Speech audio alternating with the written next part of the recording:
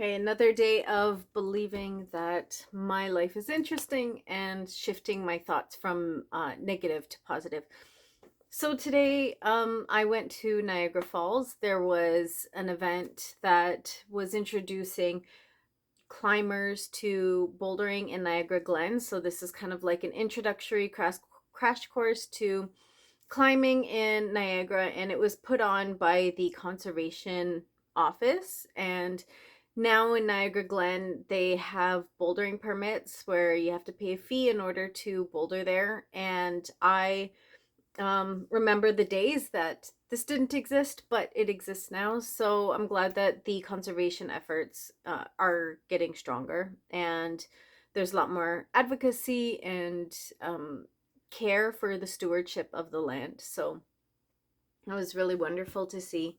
The instructors were really kind and gentle, and everyone had a chance to boulder. And the thing that I love about the rock climbing community is that everyone is so encouraging, everyone is cheering each other on and giving each other respect. And it's just such a nice vibe.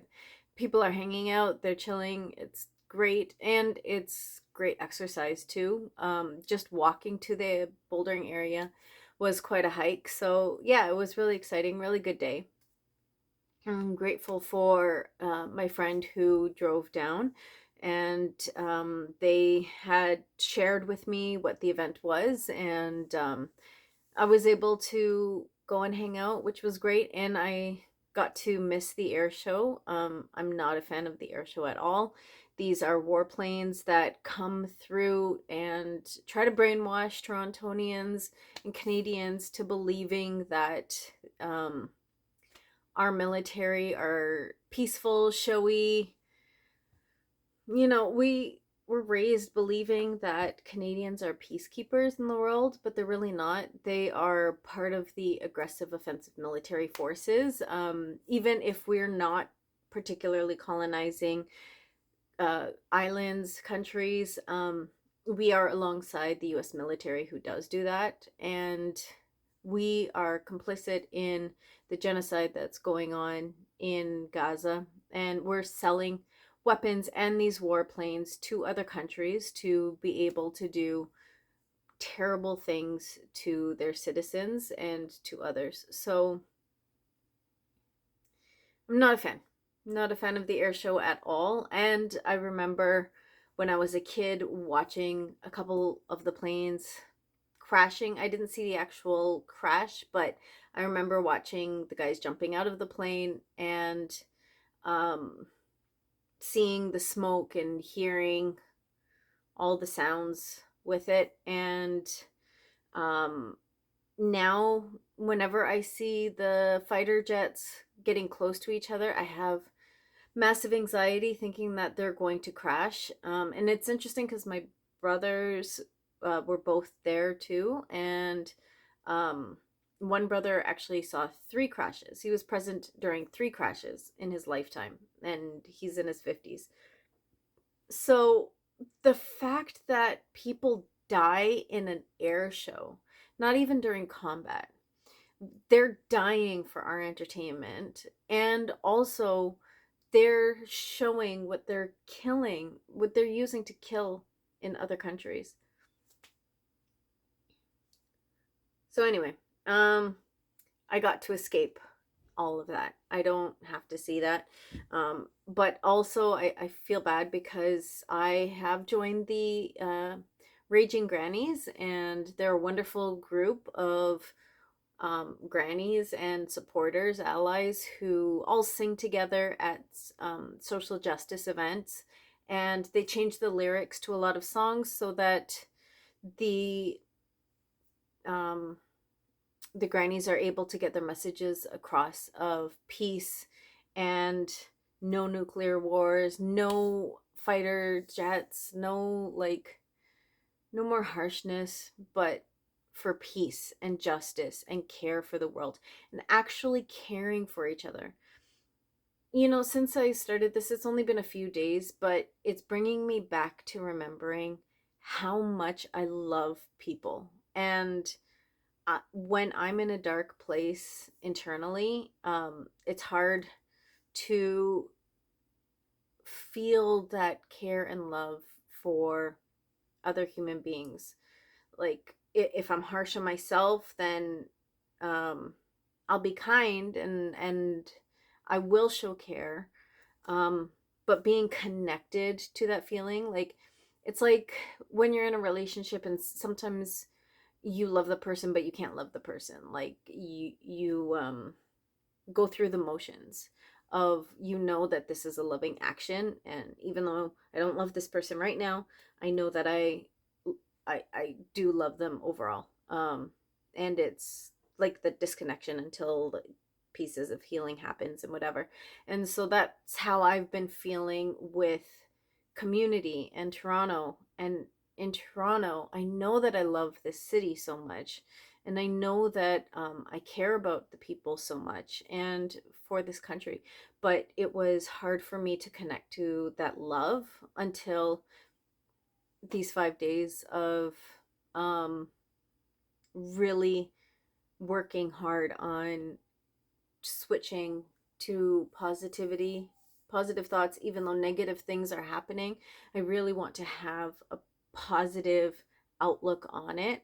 Um, and it's challenging because tomorrow is Overdose Awareness Day, and the harshness of our government and the fact that people are dying, the overdose rate has jumped, skyrocketed 288%, and people are opting out of life because they can't access resources and they can't get the support that they need.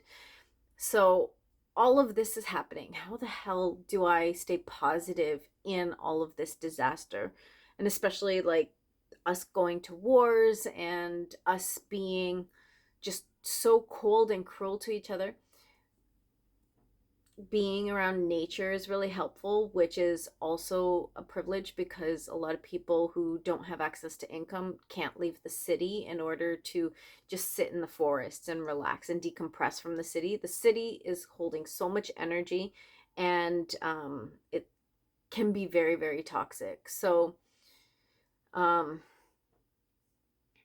yeah, it's getting out of the city has really helped.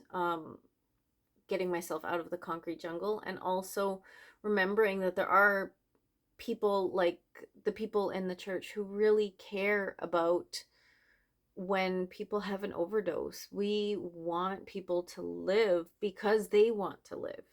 You know, they they try so hard. I see people who use, and they're crying because they really are trying and they really want to get off of this and they want to transform their life, but there's no resources to be able to do it. And when there are resources, it's really hard to access, and it's really hard to overcome our own internal traumas and healing these pieces, especially when we're in an environment that perpetuates this. And um, like police are targeting them, and people who want to do wrong target them, and there's a lot of theft that happens in the community. And but still they try, you know, they still show up all the time, and they need help, and they want the help. um but we don't have the resources for it. um as much as the last time that I was in the deputation for the city in regards to shelter space and zoning laws and stuff, or zoning regulation and approvals, uh, a lot of people who were living in those communities are like, they all said the same thing of, I believe that people belong somewhere, but just not in my backyard. They literally were saying, not my backyard. This is all happening in my backyard. That's so frustrating because it's happening in everyone's yard. It's happening everywhere. And when we don't get to know people as human beings, as living, breathing, creatures with our own identities and our own harmonies and our own needs and wants, when we can't see the beauty of people who are vulnerable, then we're really doing ourselves a disservice. You know, I have grown so much getting to know community members. I see my own flaws and my own um privilege and my own like mentality and where I can fix mistakes, and see my mistakes all the time where I don't prioritize a thing, or I say the wrong things, or um, I react to something that in a way that I would prefer not to react in that way. And people are wonderful teachers. They're kind, they're forgiving, they get mad, they call you out, they're human and they're authentic. Um a lot of us are walking around with masks for society so that we'll be able to be accepted into society. And there's some people who are living on the streets for so long and been rejected by society so much that they have no other choice but to be authentic, because at least they can be that person who they love and respect. And even if it's somebody or something that the rest of society can't understand or can't accept, having that care within themselves is so important. Um, I remember there is a group that is called, um, there's a Hearing Voices Cafe, and it's mad something. But it's people who are schizophrenic who have survived the medical industrial complex and the psychiatry industry, because it has a really, really, really dark history. And there's a wall. If you go to, I just passed it um, this week. It's at Queen and Shaw. There is the wall of Cam H where the inpatients were forced to build the wall that imprisoned them, because they have mental illnesses, by like they have traumas that they have endured and are not able to get help with. This is the root of the majority of these mental health issues. Had to cough for a minute. So in Okinawan language, there's something called Nichi Dudakara, which means that life itself is a treasure. Life is precious. Life itself, life itself is treasure.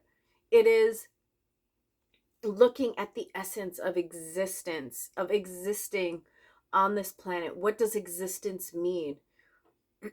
Life is plants and animals and humans and babies and children and teenagers and elderly and and the grass and the wind, the ability to feel wind, the ability to experience the world. We are so rare in this universe, and we're so rare on this planet. Itself, life itself is treasure. I really take that to heart of who I am, and and my beliefs. Like, even before I understood all of this as a kid, I knew that I wanted to be a steward of the land and I want to be a caretaker of this world because it's so wonderful. Like, I don't know if you've ever had the experience of traveling and sitting in a cafe and listening to beautiful romantic music, just guitar, people singing, there's dancing, like it's such an incredible experience. That's something that I can always take with me. So when I went to Barcelona. Was it Barcelona? No, Madrid. Um, and also in Cuba. Um, and in Ibiza as well. I had these experiences where I can sit down, have coffee, and just listen to guitar playing, watch some performances. It was wonderful. I could just sit there for hours and just absorb it all. That is my privilege. I have had so many opportunities of travel. I spent many, many years, excuse me, traveling. So I don't have long term, deep connections with people the same way that somebody who has been living in Toronto has.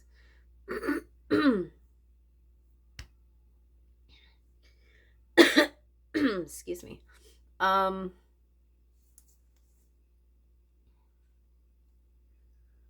but yeah, another saying that we have in Okinawan is Ichibara Chode, which means that once we meet, we're family. So we just care about each other. And that's what I want people to be able to feel again, is to feel cared for. And to respect boundaries too. Like everyone has their own limitations, and we're not we're not created to take so much negativity from other people. Like if I've been harmed by somebody else and then I spew it onto this additional person, like we're not created to take all of that. We could give that away. We can just shift that energy off of us and put that wall up that we're not going to take that again, whatever that looks like. um I today I'm